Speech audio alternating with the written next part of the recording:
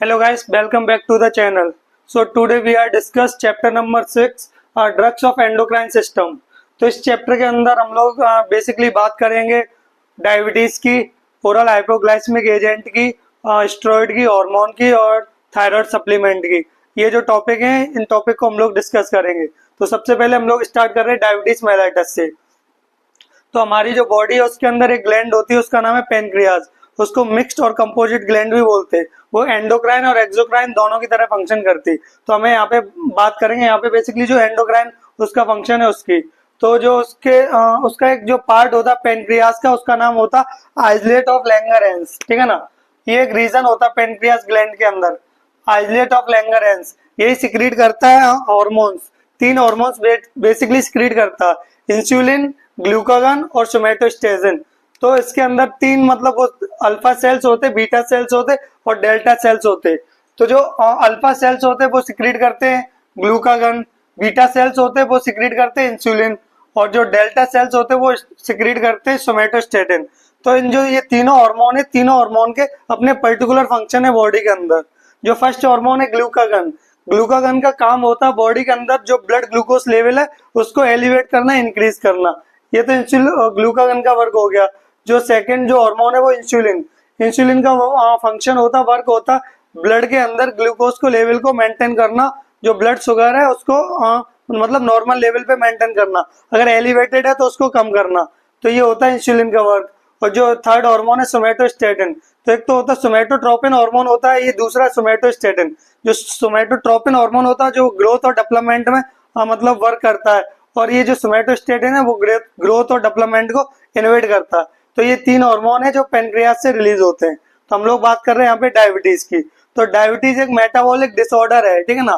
तो metabolic disorder क्या होता है? मेटाबॉलिक का मीनिंग होता है कि जो नॉर्मल रिएक्शन होती है उनके अंदर अल्टरेशन आ जाना। तो डायबिटीज के अंदर जो नॉर्मल रिएक्शन होती है अपनी बॉडी के अंदर, उनमें अल्टर्ड हो जाता है, उनके अंदर चेंजेस आ जाते हैं। तो डायबिटीज को हम लोग मेटाबॉलिक डिसऑर्डर भी बोलते हैं। That is characterized by hyperglycaemia. मतलब डायबिटीज मेलाइटस की कंडीशन के अंदर जो ग्लूकोज और जो शुगर का लेवल है वो ब्लड के अंदर बढ़ जाता है, तो इसको हम लोग बोलते हैं हाइपरग्लाइसीमिया। तो diabetes mellitus is the chronic metabolic disorder. Metabolic का मीनिंग वही है जो मतलब नॉर्मल रिएक्शन चल रही उनके अंदर अल्टरेशन हो जाए। तो metabolic disorder that is characterized by hyperglycaemia.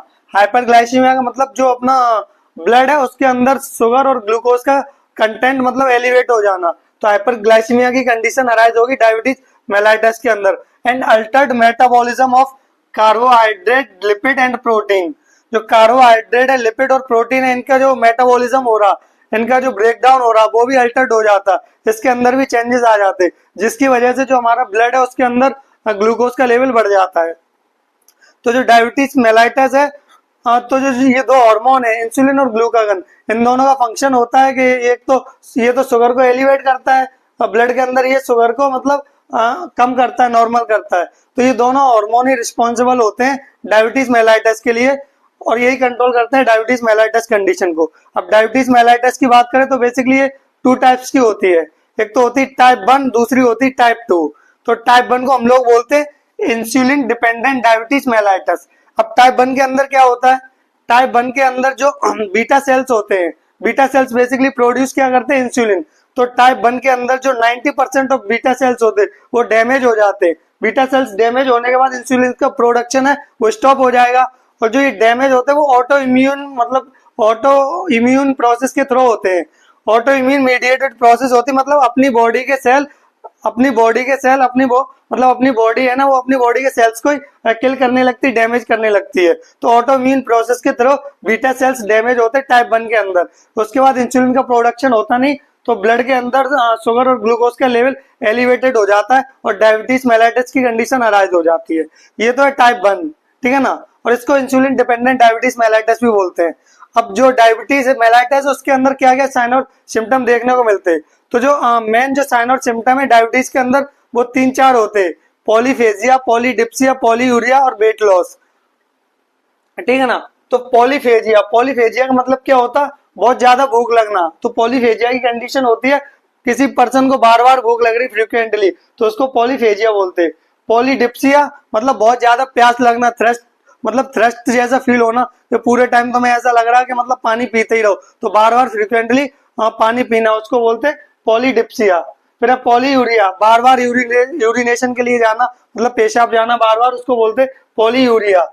फिर लास्ट है वेट लॉस, और इस डायबिटीज मेलाइटस के अंदर वेट लॉस भी होता, क्योंकि जो नॉर्मल जो मेटाबॉलिक रिएक्शन, जो भी बॉडी के अंदर रिएक्शन चल रही होती है, वो अल्टर्ड हो जाती। और जो डायबिटीज मेलाइटस की कंडीशन है, इसके अंदर जितने भी हमारे वाइटल ऑर्गन है सब अफेक्ट होते हैं, उनका सबका जो नॉर्मल फंक्शन है वो अल्टर्ड हो जाता, चाहे हार्ट हो, चाहे लंग्स हो, चाहे किडनी हो। ये जो डायबिटीज मेलाइटस है वो सब ऑर्गन को अफेक्ट करती है। जो एलिवेटेड शुगर है वो मतलब बहुत हार्मफुल होती है अपनी बॉडी के लिए। तो डायबिटीज अपने सब ऑर्गन को, जितने वाइटल ऑर्गन है उन सबको अफेक्ट करती है। इसी वजह से बॉडी का वेट लॉस भी देखने को मिलता है। जो टाइप 1 जो डायबिटीज मेलाइटस है, उसको ट्रीट करने का कोई और ज्यादा कोई तरीका नहीं है। उसके अंदर डायरेक्ट जो इंसुलिन हार्मोन है वो डायरेक्ट हम लोग एडमिनिस्टर करते हैं, मतलब बाहर से, मतलब जो मतलब मेडिकल स्टोर वगैरह जहाँ पे भी मिलते हैं, जो ड्रग्स है इंसुलिन हार्मोन को प्रिपेयर किया जाता आर्टिफिशियली, और वो इंसुलिन हार्मोन बाहर से पेशेंट को दिए जाते हैं। तो जो टाइप 1 है उसको ट्रीट करने के लिए डायरेक्ट इंसुलिन हार्मोन को एडमिनिस्टर करना पड़ता है पेशेंट के लिए, ठीक है ना। तो in type 1 diabetes primary mode of the treatment is administration of the insulin. तो टाइप 1 के अंदर डायरेक्ट जो आर्टिफिशियल इंसुलिन है वो डायरेक्ट एडमिनिस्टर की जाती है पेशेंट को, ठीक है ना। ये इसका ट्रीटमेंट है बेसिकली। बात कर रहे हैं अब टाइप 2 की, डायबिटीज मेलाइटस टाइप 2। तो इसको नॉन इंसुलिन डिपेंडेंट डायबिटीज भी बोलते हैं। उसको बोल रहे थे इंसुलिन डिपेंडेंट डायबिटीज मेलाइटस, और जो टाइप 2 इसको बोलते हैं non insulin dependent diabetes mellitus. तो जो मोस्ट ऑफ द केसेस होते हैं पेशेंट देखने को मिलते हैं वो टाइप 2 के ही होते हैं। जैसे आपके पास 100 पेशेंट आए हैं पूरे दिन में, तो 100 पेशेंट में से 10 पेशेंट ऐसे होंगे जिनको टाइप 1 डायबिटीज मेलाइटस होगी, और जो 90 पेशेंट ऐसे होंगे जिनको टाइप 2 डायबिटीज मेलाइटस होगी। तो जो 90% केसेस आते हैं वो डायबिटीज मेलाइटस के, उनको टाइप 2 की डायबिटीज मेलाइटस होती है। अब टाइप 2 के अंदर होता क्या, इसके अंदर मतलब जो बीटा सेल से जो इंसुलिन का प्रोडक्शन कर रहा है वो तो ठीक है, नॉर्मल होते हैं, प्रोडक्शन होता है, बट जो क्वांटिटी है, जो प्रोडक्शन जितना होना चाहिए उतना नहीं होता। तो इंसुलिन इस कंडीशन के अंदर कम प्रोड्यूस होता है, और जो मतलब इंसुलिन के जो रिसेप्टर होते हैं वो रेजिस्टेंस हो जाते हैं, वो मतलब इंसुलिन को रिसीव ही नहीं करते, रेजिस्टेंस हो जाते। तो इसी वजह से इसको हम लोग बोलते हैं पेरीफेरल इंसुलिन रेजिस्टेंस भी इसको बोलते हैं टाइप 2 के अंदर। और इसके अंदर मतलब प्रोडक्शन तो हो रहा है इंसुलिन का, बट सफिशियंट अमाउंट में नहीं हो रहा, जितना होना चाहिए उतना नहीं हो रहा। तो इसकी वजह से जो टाइप 2 है, टाइप 2 के अंदर दो कंडीशन देखने को मिलती है। एक तो इंसुलिन का प्रोडक्शन वो कम हो जाता, दूसरा जो रिसेप्टर होते हैं इंसुलिन के वो रेजिस्टेंस हो जाते, वो इंसुलिन को मतलब रिसीव ही नहीं करते। जब रिसीव ही नहीं करेंगे तो इंसुलिन अपना फंक्शन शो ही नहीं कर पाएगा। तो ये होता है टाइप 2 डायबिटीज मेलाइटस के अंदर। Next is causes of diabetes mellitus. तो डायबिटीज मेलाइटस के क्या क्या कारण हो सकते हैं। तो सबसे पहले जेनेटिक डिसऑर्डर। जेनेटिक डिसऑर्डर का मीनिंग अगर किसी भी मतलब तुम्हारे पेरेंट्स को है तो पेरेंट्स से बच्चों में ट्रांसफर हो जाएगी डायबिटीज मेलाइटस। तो ये जेनेटिक डिसऑर्डर है, मतलब one generation to another generation ये ट्रांसफर होती रहेगी। Next ageing. अगर कोई ओल्ड एज पर्सन है तो उस कंडीशन के अंदर जो उसका वाइटल ऑर्गन है, जो ग्लैंड है, वो प्रॉपर फंक्शन नहीं करेगी तो हार्मोन का प्रोडक्शन नहीं होगा। तो इंसुलिन और जो ग्लूकागन है वो रिस्पॉन्सिबल होते हैं डायबिटीज मेलाइटस के अंदर। तो कोई एजेड पर्सन है तो उसके अंदर जो पेनक्रियास ग्लैंड है वो प्रॉपर फंक्शन नहीं करेगी तो इंसुलिन का प्रोडक्शन होगा नहीं। तो उस कंडीशन के अंदर भी हम लोग को डायबिटीज मेलाइटस की कंडीशन देखने को मिल सकती है। Next obesity. कोई पेशेंट बहुत ज्यादा ओवेस है, ओवेस जो पेशेंट होते उनकी बॉडी के अंदर जो मेटाबॉलिज्म का प्रोसेस होता वो अल्टर्ड हो जाता, तो ओवेस पेशेंट के अंदर भी डायबिटीज मेलाइटस देखने को मिलती है। फिर हम बात कर रहे हैं ऑटो इम्यून प्रोसेस। अब अपनी जो बॉडी है खुद के सेल्स को ही किल करने लगे, खुद के सेल्स को ही डैमेज करने लगे, तो उस कंडीशन वो डायबिटीज टाइप 1 के अंदर देखने को मिलता है। डायबिटीज टाइप 1 है, उसके अंदर ऑटो इम्यून प्रोसेस होती है जिसके अंदर जो अपनी बॉडी है वो खुद की सेल्स को डैमेज करती है, बीटा सेल्स को। तो बीटा सेल्स रिस्पॉन्सिबल होते हैं इंसुलिन के प्रोडक्शन के लिए। जब बॉडी बीटा सेल्स को खुद ही डैमेज कर देगी तो उस कंडीशन में इंसुलिन का प्रोडक्शन होगा नहीं और डायबिटीज मेलाइटस की कंडीशन अराइज हो जाएगी। और next and last peripheral insulin resistance. जो पेरीफेरल इंसुलिन रेजिस्टेंस है ये हम लोग को देखने को मिलता है डायबिटीज टाइप 2 के अंदर। तो डायबिटीज टाइप 2 के अंदर वो इंसुलिन का प्रोडक्शन होता है, बीटा सेल्स प्रेजेंट होते हैं, इंसुलिन का प्रोडक्शन होता, बट सफिशिएंट अमाउंट में नहीं होता। और टाइप 2 के अंदर मतलब जो रिसेप्टर होते हैं इंसुलिन के, वो रेजिस्टेंस हो जाते हैं, वो इंसुलिन को रिसेप्ट ही नहीं करते, तो उसको मतलब वो भी देखने को मिलता है। तो ये सब इसके कॉजेस हैं। तो 4-5 इसके कॉजेस हैं डायबिटीज मेलाइटस के। अब हम बात कर रहे हैं हार्मोन इंसुलिन की। तो जो इंसुलिन हार्मोन है वो डिस्कवर किया था, दो साइंटिस्ट थे, एक तो बेंटिंग थे, दूसरे थे बेस्ट। इन दोनों ने डिस्कवर किया था इंसुलिन को 1921 में। और जो इंसुलिन है वो इंसुलिन मतलब एक प्रोटीन हार्मोन है, वो दो पॉलीपेप्टाइड चेन से मिलकर बना होता है। Insulin contain 2 polypeptide chains, chain A और चेन बी, दो चेन होती हैं, एक चेन ए दूसरी होती चेन बी, तो दोनों मतलब प्रोटीन का है, तो पॉलीपेप्टाइड चेन होती दो होती हैं। और जो जो ये हार्मोन है ये बना होता है 51 अमीनो एसिड से। तो जो दोनों चेन है प्रोटीन की होती, प्रोटीन किससे बनती है, अमीनो एसिड मिल के बनाती है प्रोटीन। तो ये जो इंसुलिन हार्मोन है वो 51 अमीनो एसिड से मिलके बना होता, और दो चेन होती है, एक तो होती है चेन ए, ठीक है ना, चेन ए, दूसरी होती है चेन बी। तो चेन ए के अंदर 21 अमीनो एसिड होती हैं, और जो चेन बी है उसके अंदर होती है 30 अमीनो एसिड। तो 21 और 30 जब दोनों को सम करोगे तो वो 51 अमीनो एसिड हो जाएंगी। तो इंसुलिन हार्मोन 51 अमीनो एसिड से मिलके बना होता, और ये दोनों चेन है, चेन ए और चेन बी, ये दोनों चेन कनेक्ट होती है सी पेप्टाइड बॉन्ड के थ्रू। दोनों चेन के बीच में सी पेप्टाइड बॉन्ड होता है, वो कनेक्ट करता है चेन ए और चेन बी को। अब बात कर रहे हैं रेगुलेशन ऑफ द इंसुलिन। तो इंसुलिन हार्मोन है उसका रेगुलेशन कैसे होता है। तो इंसुलिन हार्मोन के रेगुलेशन के लिए 3 मैकेनिज्म है, एक तो केमिकल मैकेनिज्म है, दूसरा हार्मोनल मैकेनिज्म है, और तीसरा है न्यूरल मैकेनिज्म। हम लोग बात कर रहे हैं सबसे पहले केमिकल मैकेनिज्म। तो केमिकल मैकेनिज्म के अंदर क्या होता, बॉडी के अंदर ग्लूकोज है, ग्लूकोज हो गया, फैटी एसिड हो गया, अमीनो एसिड, अगर इनका ज्यादा मतलब कंटेंट हो गया, ये मतलब एलिवेटेड हो गई, तो उस कंडीशन के अंदर ये स्टिमुलेट करती है बीटा सेल्स को, पेनक्रियास के। जब बीटा सेल स्टिमुलेट होता है तो इंसुलिन को वो रिलीज करते हैं, और जो इनका कंटेंट है इनको कम करते हैं बॉडी के अंदर। तो ये हो गया सबसे पहला मैकेनिज्म, केमिकल मैकेनिज्म। दूसरा है हार्मोनल मैकेनिज्म। हार्मोनल मैकेनिज्म के अंदर क्या होता, ग्रोथ हार्मोन हो गया, थायरोक्सिन हार्मोन हो गया, ग्लूकागन हो गया और गेस्टिन, ये 4 हार्मोन है। इनका कंटेंट जब ब्लड के अंदर ज्यादा बढ़ जाता है, बॉडी के अंदर ज्यादा बढ़ जाता है, तो ये स्टिमुलेट करते हैं बीटा सेल्स को, पेनक्रियास के। तो बीटा सेल्स स्टिमुलेट होकर इंसुलिन को रिलीज कराता है, वो इंसुलिन इन हार्मोन के लेवल को कम कराता है, शुगर का जो कंटेंट होता है ब्लड के अंदर उसको भी डिक्रीज करता है। तो नेक्स्ट मैकेनिज्म ये था। उसके बाद है न्यूरल मैकेनिज्म। न्यूरल मैकेनिज्म के अंदर क्या होता है, दो सिस्टम होते, एक तो पैरासिम्पैथेटिक सिस्टम, दूसरा होता है सिंपैथेटिक सिस्टम। जो पैरासिम्पैथेटिक सिस्टम होता है वो रिलैक्स, मतलब बॉडी रिलैक्स रहती है, काम रहती है, तो उस कंडीशन के अंदर जो इंसुलिन है उसका लेवल बढ़ जाता है, ठीक है ना। और जो सिंपैथेटिक सिस्टम है उसके अंदर जो इंसुलिन का लेवल है वो डिक्रीज होता है। तो ये इसके मतलब जो रेगुलेट, मतलब कैसे इंसुलिन का लेवल रेगुलेट हो रहा था, ये 3 मैकेनिज्म है, केमिकल है, हार्मोनल है, और जो लास्ट है वो न्यूरल है। अब बात कर रहे हैं फंक्शन ऑफ द इंसुलिन। जो इंसुलिन हार्मोन है वो अपनी बॉडी के अंदर क्या क्या काम करता, क्या फंक्शन होते हैं। तो सबसे पहले जो पहला फंक्शन होता है वो होता है ब्लड शुगर लेवल को मेंटेन करना। अब बॉडी के अंदर अगर शुगर का लेवल, ब्लड के अंदर शुगर का लेवल एलिवेटेड है तो उसको नॉर्मल लेवल पे लेके आना, ठीक है ना। अगर लेवल कम है तो जो ग्लूकागन है वो इंसुलिन, वो मतलब जो ग्लूकागन हार्मोन है, अगर लेवल डिक्रीज है शुगर का ब्लड के अंदर तो एलिवेट करता, और जो इंसुलिन है वो डिक्रीज करता। तो ये दोनों हार्मोन ही रिस्पॉन्सिबल होते ब्लड का शुगर लेवल को मेंटेन करने के लिए, ठीक है ना। अब उसके नेक्स्ट जो फंक्शन वो क्या है, insulin help to absorb glucose from the blood. अब इंसुलिन क्या कराता है, जो इंसुलिन हार्मोन होता है, अगर ब्लड के अंदर ज्यादा शुगर का लेवल है, ज्यादा ग्लूकोज का लेवल है, तो इंसुलिन हार्मोन जो अपनी बॉडी के सेल है उनसे एब्जॉर्ब कराता है, उसके बाद उनका मेटाबॉलिज्म होता है और एनर्जी का प्रोडक्शन कराता है। अब मतलब ये ब्लड वेसल है, ब्लड वेसल के अंदर, इसके अंदर ग्लूकोज का लेवल ज्यादा है, ग्लूकोज का लेवल ज्यादा है तो इंसुलिन हार्मोन आएगा, तो वो जो ग्लूकोज है वो ग्लूकोज को भेजेगा सेल्स के अंदर, सेल्स एब्जॉर्ब करेंगे, उसका मेटाबॉलिज्म करेंगे और एनर्जी का प्रोडक्शन कराएंगे। तो नेक्स्ट फंक्शन यही है, insulin help to absorb glucose from the blood से एब्जॉर्ब करा के एनर्जी का प्रोडक्शन कराते।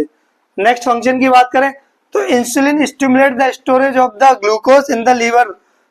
तो जो इंसुलिन हार्मोन है वो जो ग्लूकोज है इसका स्टोरेज कराता है लीवर के अंदर, ये भी इंसुलिन का ही फंक्शन है। और जो लास्ट फंक्शन वो क्या है, ग्रोथ एंड डेवलपमेंट कराता है इंसुलिन को, मतलब जो इंसुलिन हार्मोन है ग्रोथ एंड डेवलपमेंट में हेल्प करता है, ग्रोथ डेवलपमेंट को प्रमोट करता है। और जो ग्लूकोज और अमीनो एसिड है उनको वो मतलब उनका अपटेक बढ़ाता है, सेल्स उनका ज्यादा यूटिलाइजेशन करते हैं ग्लूकोज का और अमीनो एसिड का, जिससे ज्यादा एनर्जी प्रोडक्शन हो और ग्रोथ और डेवलपमेंट प्रॉपर अच्छे से हो। तो ये कुछ फंक्शन थे इंसुलिन हार्मोन के। So next is pharmacokinetics. तो इंसुलिन एक प्रोटीओलिटिक हार्मोन है, मतलब ये जो इंसुलिन हार्मोन है वो प्रोटीन से मिलकर बना होता, दो चेन होती, चेन ए चेन बी दोनों कनेक्ट होती सी पेप्टाइड बॉन्ड से। तो इंसुलिन को हम डायरेक्ट ओरली नहीं दे सकते, क्योंकि जो इंसुलिन जब ओरल देंगे तो डायरेक्ट जाएगा स्टोमक, तो स्टोमक के अंदर एंजाइम होती है पेप्सिन, ठीक है ना, वो होती है प्रोटीओलिटिक एंजाइम, जितनी भी प्रोटीन होती है वो उसको डाइजेस्ट कर देती। तो इंसुलिन हार्मोन को हम लोग डायरेक्ट ओरल नहीं दे सकते, तो इसीलिए हम लोग इसको सबक्यूटेनियस रूट से देते हैं। फार्माकोकाइनेटिक्स की बात करें, insulin can not be given by orally, मतलब ओरल रूट से नहीं दे सकते, as proteolytic enzyme destroyed it. Insulin होता है, इंसुलिन प्रोटीन का बना हुआ होता है, तो इसको ओरल देंगे तो एक एंजाइम होती है जिसको हम लोग बोलते हैं पेप्सिन। ये पेप्सिन एंजाइम स्टोमक के अंदर प्रेजेंट होती है, प्रोटीओलाइटिक एंजाइम होती है, जितनी भी प्रोटीन होती है उसको ये डिस्ट्रॉय कर देती है और मतलब जो प्रोटीन होती है उसका ब्रेक डाउन कर देती है। तो हम लोग इसको देते हैं सबक्यूटेनियस रूट के थ्रू। इंसुलिन हार्मोन है, insulin hormone is administered by subcutaneous route, subcutaneous route के थ्रू हम लोग इसको देते हैं इंसुलिन हार्मोन को। अब इसके डोज की बात करें तो जो टाइप 1 डायबिटीज होती है, टाइप 1 के अंदर इसका डोज होता 0.1 से 1 यूनिट पर केजी पर डे। टाइप 1 के अंदर इसके डोज की बात करें तो 0.2 से 1 यूनिट पर केजी पर डे देते हैं। और टाइप 2 के अंदर अगर हम लोग बात करें तो 0.2 से लेके 1.6 यूनिट पर केजी पर डे देते हैं, ठीक है ना, ये इसका डोज हो गया। अब बात करें इसके इंडिकेशन की, मतलब कौन कौन सी कंडीशन में हम लोग इंसुलिन हार्मोन को दे सकते हैं। तो टाइप 1 टाइप 2 डायबिटीज मेलाइटस के अंदर देते हैं, गेस्टेशनल डायबिटीज के अंदर देते हैं। गेस्टेशनल डायबिटीज मतलब जब भी गेस्टेशन पीरियड चल रहा होता, प्रेगनेंसी का टाइम चल रहा होता, उसी टाइम पे ये डायबिटीज अराइज होती है और मतलब प्रेगनेंसी के बाद ये जो डायबिटीज होती है वो ऑटोमेटिक मतलब खत्म हो जाती है नॉर्मल, तो उसी को हम लोग बोलते हैं गेस्टेशनल डायबिटीज। और जो लास्ट है वो है डायबिटिक कीटोएसिडोसिस। तो इन कंडीशन में हम लोग दे सकते हैं इंसुलिन हार्मोन को। अब बात करें इसके एडवर्स इफेक्ट की, तो एडवर्स इफेक्ट जो मतलब मोस्ट कॉमन एडवर्स इफेक्ट है और जो सीरियस एडवर्स इफेक्ट है वो है हाइपोग्लाइसीमिया। तो मतलब इंसुलिन दे रहे हैं, इंसुलिन जब हम लोग देते हैं तो वो जो एलिवेटेड शुगर लेवल है उसको कम कर देता है। तो अगर ज्यादा अमाउंट में दे दिया तो उसका डोज ज्यादा हो गया, तो उस कंडीशन में ये हम लोग को हाइपोग्लाइसीमिया कंडीशन करा सकता है। जो ग्लूकोज और ब्लड का जो ग्लूकोज का जो लेवल है ब्लड के अंदर वो डिक्रीज हो जाएगा नॉर्मल से। और क्या कराएगा, वेट गेन कराएगा और जो कराएगा लिपोडिस्ट्रोफी करा देगा। लिपोडिस्ट्रोफी क्या होता है, जब भी हम लोग सबक्यूटेनियस रूट से इसको लेते हैं इंसुलिन हार्मोन को, तो इंजेक्शन से लेते जो एब्डोमेन वाली रीजन में, तो हम लोग बार बार मतलब डेली बेसिस पे लेने पड़ते हैं, जिसको डायबिटीज की कंडीशन होती है। तो उस कंडीशन में क्या होता है, जो लिपिड होते हैं तो मतलब वहां पे बम्प लाइक फॉर्मेशन हो जाते हैं, मतलब जो वो फपोले टाइप के बन जाते हैं, जैसे फुंसी वगैरह फोड़े नहीं होते तो फोड़े टाइप के हो जाते हैं एब्डोमेन रीजन में, उसी को हम लोग बोलते हैं लिपोडिस्ट्रोफी। तो ये सब इसके मतलब एडवर्स इफेक्ट होते हैं इंसुलिन के। अब बात करें इसकी क्लासिफिकेशन ऑफ इंसुलिन, तो क्लासिफिकेशन की बात करें तो उसके जो क्लास है, वो जो पहला क्लास है उसको वो अल्ट्रा शॉर्ट एक्टिंग है, फिर शॉर्ट एक्टिंग है, फिर इंटरमीडिएट एक्टिंग है, लॉन्ग एक्टिंग है और अल्ट्रा लॉन्ग एक्टिंग है। ये सब इसके क्लासेस है इंसुलिन की।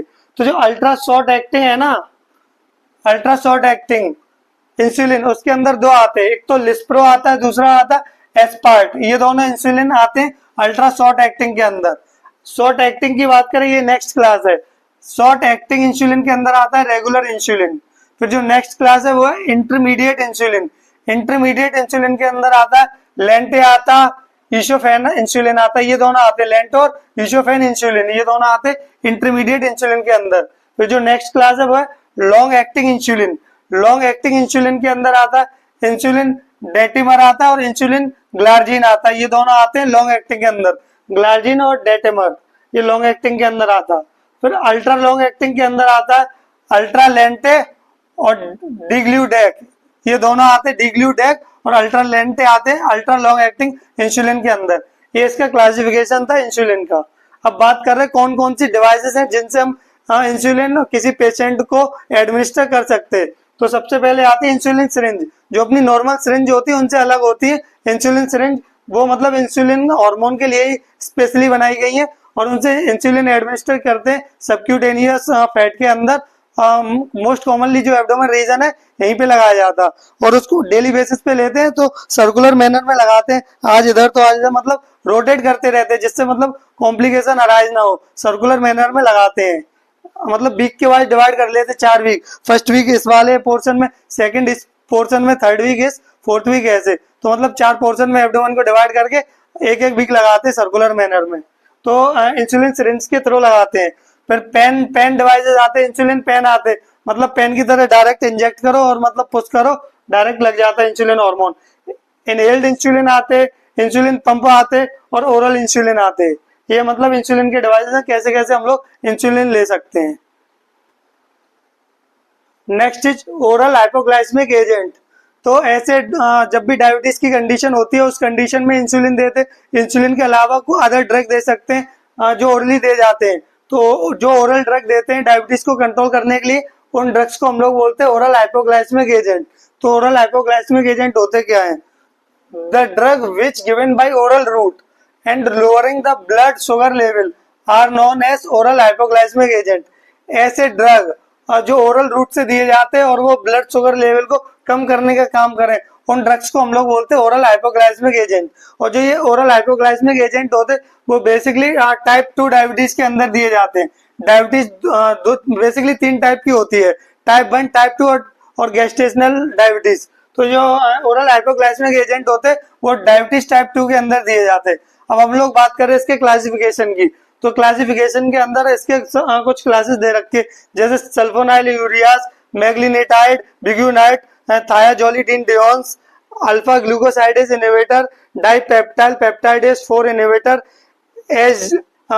SGLT2 inhibitor. ये इसके कुछ क्लास है, उनके अंदर एग्जांपल दे रखे। तो सबसे पहले हम लोग बात कर रहे हैं सल्फोनाइल यूरियास। तो सल्फोनाइल यूरियास के अंदर टोल्ब्यूटामाइड आता, ग्लिपिजाइड आता और ग्लिमिप्राइड आता। ये जो 3 है, ये तीनों आते सल्फोनाइल यूरियास के एग्जांपल है। फिर बात कर रहे हैं मैग्लीटिनाइड्स की। तो मैग्लीटिनाइड्स के अंदर 2 आते हैं, नेटिग्लिनाइड आता और रेपाग्लिनाइड आता। फिर हम बात कर रहे हैं बिग्यूनाइड। बिग्यूनाइड के अंदर 2 आते, एक तो मेटफॉर्मिन आता, दूसरा आता फेनफॉर्मिन। फिर नेक्स्ट इज thiazolidinediones। तो thiazolidinediones के अंदर 2 आते, एक तो पायाग्लिटाजोन आता, दूसरा आता rosiglitazone. Next class alpha glucosidase inhibitor. Alpha glucosidase inhibitor के अंदर आता, एक तो बोगलीबोस आता है, दूसरा आता है एकार्बोस। फिर उसके बाद जो नेक्स्ट क्लास है वो डाइपेप्टाइल पेप्टाइडेज 4 इनहिबिटर। इसके अंदर भी 2-3 आते, जैसे जितने भी ग्लिप्टिन वाले आते, सीटाग्लिप्टिन, सेक्साग्लिप्टिन, जितने भी ग्लिप्टिन वाले आते वो DPP4 इनहिबिटर के अंदर आते हैं। फिर जो लास्ट है वो है SGLT2 इनहिबिटर। SGLT2 इनहिबिटर के अंदर आता कैनाग्लिफलाजोन आता और डापाग्लिफाजोन आता। ये इसका जो क्लासिफिकेशन था ओरल हाइपोग्लाइसेमिक ड्रग्स का और एजेंट का, ये क्लासिफिकेशन है। अब बात कर रहे हैं सबसे पहले सल्फोनाइल यूरियास। तो सल्फोनाइल जो यूरियास का मतलब मोड ऑफ एक्शन है, मैकेनिज्म कहें तो वो क्या होता है। जो ये सल्फोनाइल यूरियास और जो मैग्लीनेटाइड है, ये जो स्टार्टिंग के 2 क्लास है, वो मतलब वो जो इंसुलिन हार्मोन है वो इंसुलिन हार्मोन सिक्रीट कराते हैं ये दोनों। तो इन दोनों का जो बेसिक फंक्शन है वो इंसुलिन हार्मोन का प्रोडक्शन कराते हैं, सिक्रीशन बढ़ाते हैं। ये जो स्टार्टिंग के पहले 2 ग्रुप है, तो ये दोनों इंसुलिन सिक्रीटरी ड्रग्स हैं। तो जो सल्फोनाइल यूरियास है वो मतलब बीटा सेल्स को प्रमोट करते, स्टिमुलेट करते, जिससे जो इंसुलिन का प्रोडक्शन है वो बढ़ जाता है। और इनका एक्शन क्या होता है, और जो मतलब जो लीवर के अंदर जो ग्लूकोनियोजेनेसिस होती है, ग्लूकोज का प्रोडक्शन होता है, उसको रिड्यूस करते हैं, फिर इन्वेट करते हैं। और तीसरा क्या करते हैं, सेंसिटिविटी बढ़ा देते हैं। जो अपने पेरिफेरल टिश्यू होते हैं उनकी सेंसिटिविटी बढ़ा देते हैं, तो जिससे जो मतलब ब्लड के अंदर ग्लूकोज होता है वो ग्लूकोज अपने अंदर लेते हैं सेल्स, और मतलब उसका मेटाबॉलिज्म करा के एनर्जी का प्रोडक्शन कराते हैं। तो ये मतलब इसका जो मोड ऑफ एक्शन है वो मतलब 3 तरह से वर्क करता है।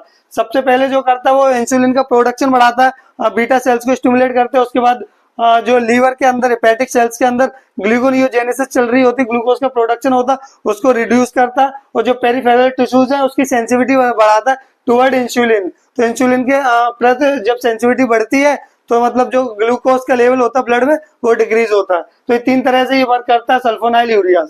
अब बात करें इसके फार्माकोकाइनेटिक्स, मतलब कैसे ड्रग का मूवमेंट वगैरह होता है बॉडी के अंदर। तो जो मतलब ओरल हाइपोग्लाइसेमिक एजेंट है, हम लोग ओरल हाइपोग्लाइसेमिक एजेंट पढ़ रहे हैं, तो ये जितने भी ड्रग है सब ओरली दिए जाते। तो एडमिनिस्ट्रेशन ड्रग है तो वो तो ओरली होगा, एडमिनिस्टर ओरल रूट से ही करेंगे। मेटाबॉलिज्म, जो इसका मेटाबॉलिज्म है, जो भी केमिकल रिएक्शन है वो सब होंगी लीवर के अंदर। और एक्सक्रीशन, बॉडी से ड्रग बाहर निकलेगा थ्रू किडनी, एक्सक्रीशन होगा वाया किडनी और थ्रू किडनी। और ड्यूरेशन ऑफ एक्शन, जो ये ड्रग है सल्फोनाइल यूरिया, इनका मतलब क्या ड्यूरेशन रहता है, कितनी देर तक इनका इफेक्ट रहता है, तो 12 से लेके 24 घंटे तक इनका ड्यूरेशन ऑफ एक्शन होता है। फिर बात करें एडवर्स इफेक्ट, क्या एडवर्स इफेक्ट आते हैं, तो एडवर्स इफेक्ट की बात करें तो हाइपोग्लाइसीमिया हो सकता, क्योंकि जो ये जो ड्रग्स हैं वो सब क्या करते हैं, जो एलिवेटेड ग्लूकोज लेवल है, शुगर लेवल है, उसको कम करते हैं। अगर इनका डोज मतलब अप्रोप्रिएट नहीं दिया, ऊपर नीचे हो गया, ज्यादा हो गया, तो उस कंडीशन में हाइपोग्लाइसीमिया कॉज कर देंगे। तो हाइपोग्लाइसीमिया करेंगे, नोजिया होगा, वॉमिटिंग होगा, और फोटो सेंसिटिविटी करा देंगे। फोटो सेंसिटिविटी मतलब जब भी तुम लाइट में जा रहे हो, मतलब बाहर धूप वगैरह में जा रहे हो, उस कंडीशन में रेसेस वगैरह हो सकते, स्किन अपनी लाइट के प्रति सेंसिटिव हो जाएगी, तो रेसेस, इचिंग वगैरह ये सब हो सकते, तो ये फोटो सेंसिटिविटी भी कराते हैं। और लास्ट वेट गेन भी कराते हैं ये ड्रग्स। नेक्स्ट इज मैग्नीटाइड, जो मतलब नेक्स्ट क्लास है वो है मैग्नीटाइड। तो मैग्नीटाइड और जो सल्फोनाइल यूरियाज हैं, दोनों का जो एक्शन है, मतलब मोड ऑफ एक्शन है, वो बेसिकली सिमिलर होता है। दोनों ही जो मतलब इंसुलिन सिक्रीटरी ड्रग्स और एजेंट है, तो दोनों का जो एक्शन है वो सिमिलर है। तो meglitinide similar in action like sulfonylureas यूरियाज। सल्फोनाइल यूरियाज क्या क्या करा रहे थे, वो एक तो जो इंसुलिन है उसको मतलब जो बीटा सेल्स हैं उसको मतलब स्टिमुलेट कर रहे हैं, इंसुलिन का प्रोडक्शन बढ़ा रहे थे, और लीवर के अंदर जो न्यू प्रोडक्शन हो रहा था ग्लूकोज को, उसको इनहिबिट कर रहे थे। और जो पेरिफेरल सेल्स हैं उनको मतलब उनकी सेंसिटिविटी बढ़ा रहे थे, वो ज्यादा से ज्यादा इंसुलिन का यूटिलाइजेशन कर रहे थे। तो उन्हीं की तरह सिमिलर इन फंक्शन है मैग्नीटाइड। इंसुलिन का वर्क क्या होता है, इंसुलिन का वर्क होता है जो मतलब जो ग्लूकोज है, ग्लूकोज का यूटिलाइजेशन कराना, एनर्जी ग्लूकोज को सेल्स के अंदर भेजना, उसका मेटाबॉलिज्म कराना, एनर्जी का प्रोडक्शन कराना, यही बेसिकली इंसुलिन का वर्क होता है। अब बात करें इसके फार्माकोकाइनेटिक्स की, तो फार्माकोकाइनेटिक्स की और जो मैग्नीटाइड है उनको बोलते हैं पोस्ट प्रेंडियल रेगुलेटर। जो मतलब जो ये जो ड्रग है मैग्नीटाइड, मतलब जो जब भी अपन तुम खाना खा लेते, फूड इनटेक करते, उसके बाद जो ब्लड ग्लूकोज लेवल है उसको मेंटेन करते, उसको रेगुलेट करके रखते हैं, तो इसी वजह से हम लोग इनको बोलते हैं पोस्ट प्रेंडियल रेगुलेटर। अब बात करें फार्माकोकाइनेटिक्स, तो फार्माकोकाइनेटिक्स की बात करें तो इनका जो एडमिनिस्ट्रेशन करते हैं वो बेसिकली ओरल रूट से ही करते हैं। Take before meal for the better absorption, मतलब कोई भी फूड इंटेक करना, मील लेने से पहले इन ड्रग्स को हम लोग लेते हैं, because for the better absorption.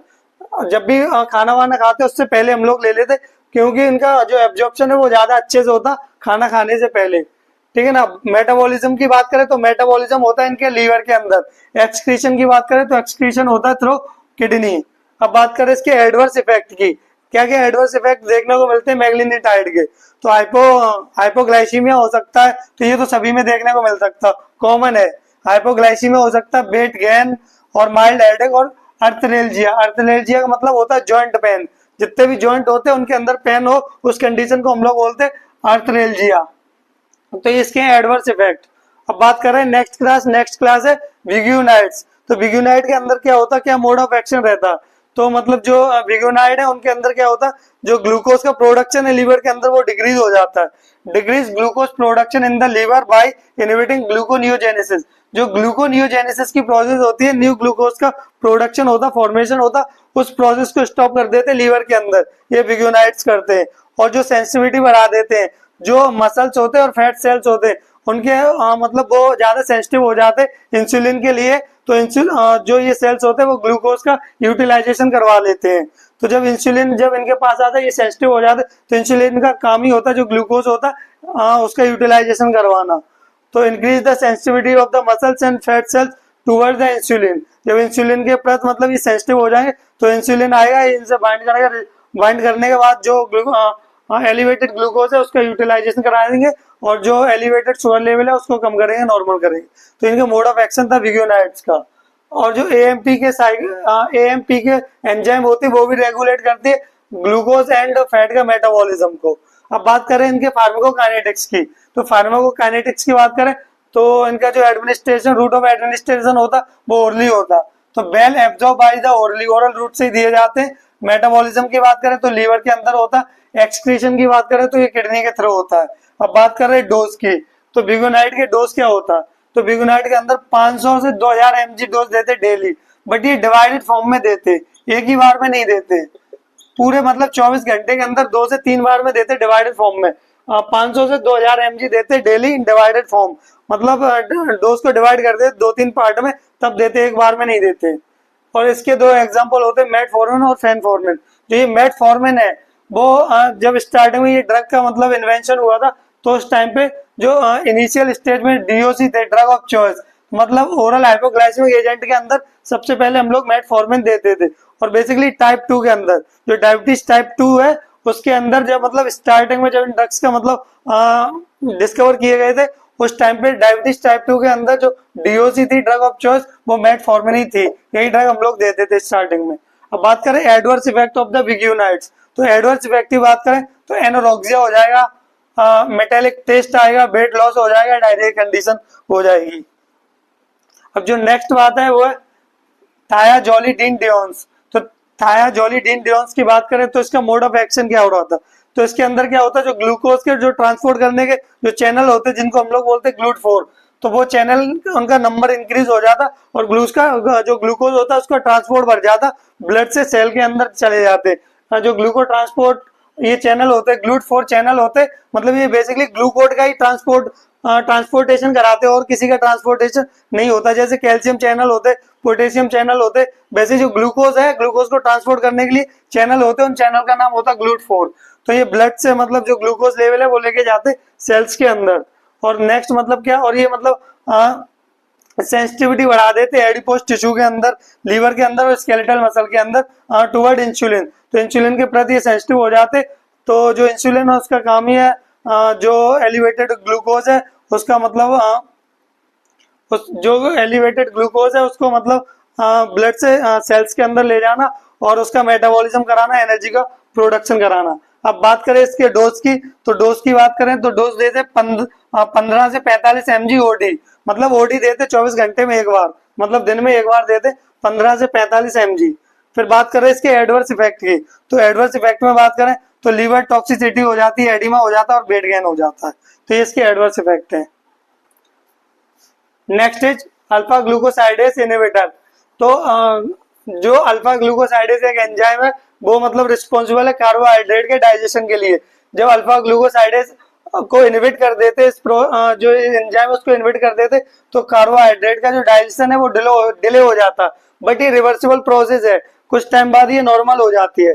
तो इस कंडीशन में जब हम इनको इनहिबिट कर देते तो इसका जो कार्बोहाइड्रेट है इसका डाइजेशन डिले हो जाता है, तो जो ग्लूकोज है उसका प्रोडक्शन भी डिक्रीज हो जाता है, ठीक है ना। तो ये इनका मोड ऑफ एक्शन था। बात करें फार्माकोकाइनेटिक्स की, तो फार्माकोकाइनेटिक्स की बात करें तो जो एकार्वोस और वोगलीवोस है इनका पुअर एब्जॉर्प्शन होता ओरल रूट के थ्रू।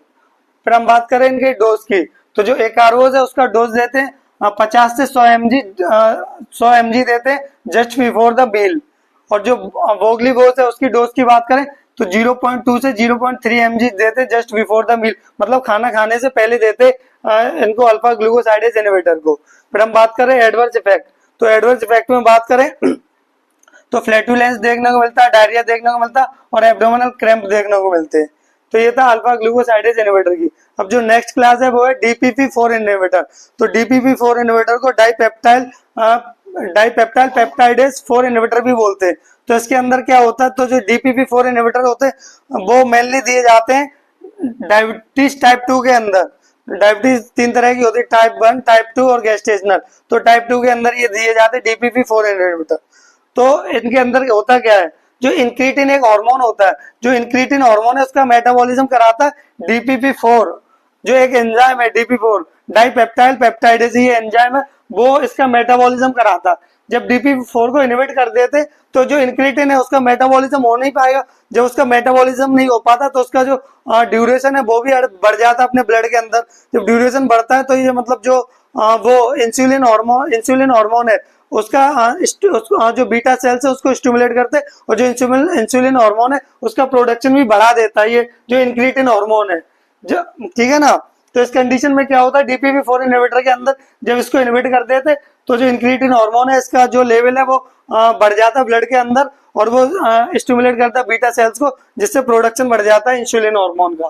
ठीक है ना, और ये क्या करते हैं DPP4 और इनका अदर फंक्शन क्या, they reduce the release of the glucagon. जो ग्लूकागन हार्मोन है जो ब्लड के अंदर ग्लूकोज और शुगर का लेवल एलिवेट करता उसको भी मतलब रिड्यूस कर देते, मतलब उसका जो सिक्रीशन है वो कम कर देते हैं। तो ये DPP4 का मतलब ये मोड ऑफ एक्शन और वर्क और फंक्शन कह सकते हो। फिर बात करें फार्माकोकाइनेटिक्स की। फार्माकोकाइनेटिक्स की बात करें तो ये मतलब वेल एब्जॉर्ब ओरल रूट, हम लोग पढ़ रहे हैं ओरल हाइपोग्लाइसेमिक एजेंट, तो जितने भी ड्रग दे रहे हैं वो सब ओरली देंगे। मेटाबॉलिज्म सबका लीवर से हो रहा है, एक्सक्रीशन भी सबका किडनी के थ्रू हो रहा है। अब डोज की बात करें तो 25 से 50 mg OD में देते हैं, मतलब पूरे दिन में एक बार देते हैं 25 से 50 mg।